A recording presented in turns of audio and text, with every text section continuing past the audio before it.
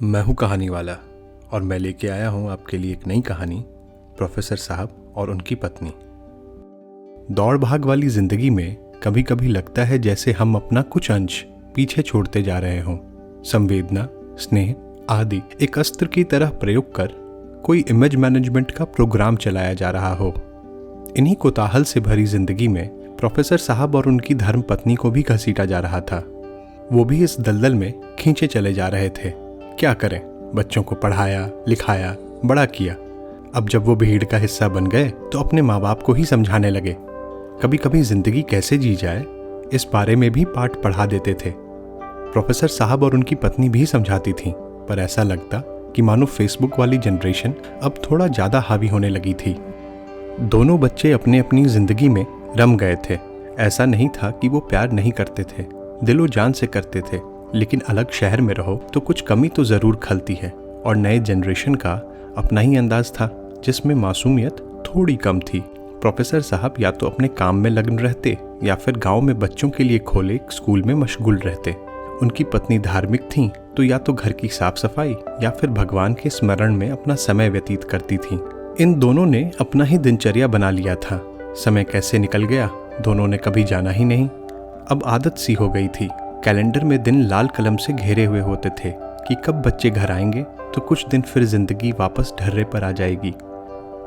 इन्होंने इसी दरमियान नई दोस्ती भी करनी शुरू कर दी थी। घर 70 साल पुराना था।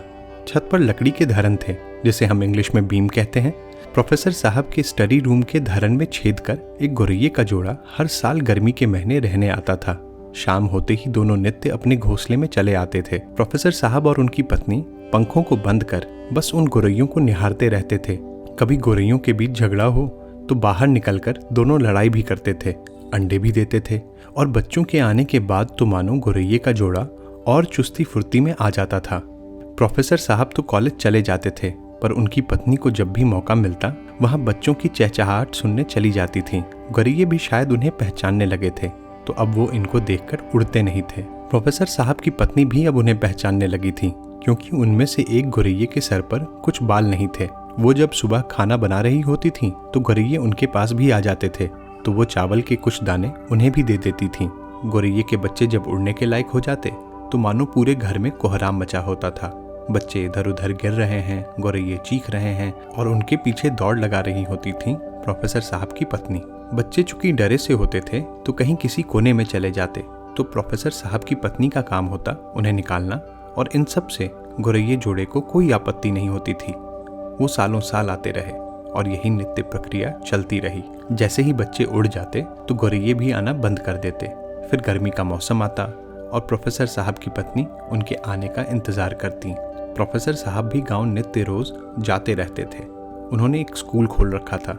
वहाँ शाम के 7 बजे के बाद कोई दूर दूर तक न दिखाई देता। उन्हें कुत्तों से बड़ा स्नेह था। जो भी दिखता वो अपना प्यार उसे जरूर देते। कभी दूध भी पिला देते थे।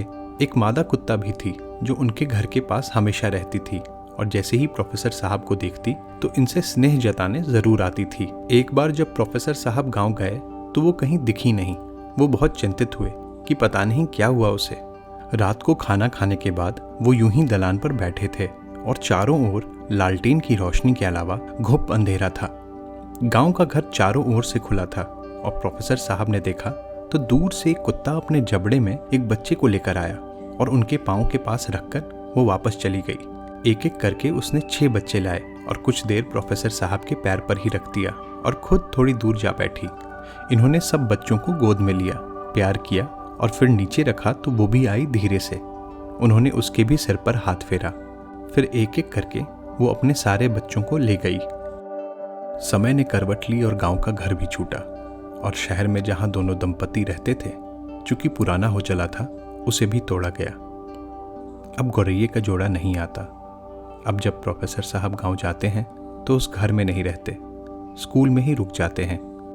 वो कुत्ता नहीं दिखाई देता। नए घर में प्रोफेसर साहब और उनकी पत्नी दोनों ज्यादा खुश नहीं हैं, पर बच्चे बहुत खुश हैं कि उन्हें नया घर मिला। 70 साल के पुराने घर से मुक्ति मिली। अब छुट्टियां थोड़ी और आराम से बीतेंगी। हाँ, प्रोफेसर साहब और उनकी पत्नी के कुछ दोस्त जरूर छूट गए जो उनसे ना जाने क्यों निस्वार्थ प्रेम करते थे। आगे बढ़ जाना, शायद इसी को कहते होंगे। कहानी अच्छी लगी तो हमारे चैनल को लाइक करें, शेयर करें, सब्सक्राइब करें। मिलते हैं अगले अंक में एक नई कहानी, नई कविता के साथ। मैं हूं कहानी वाला।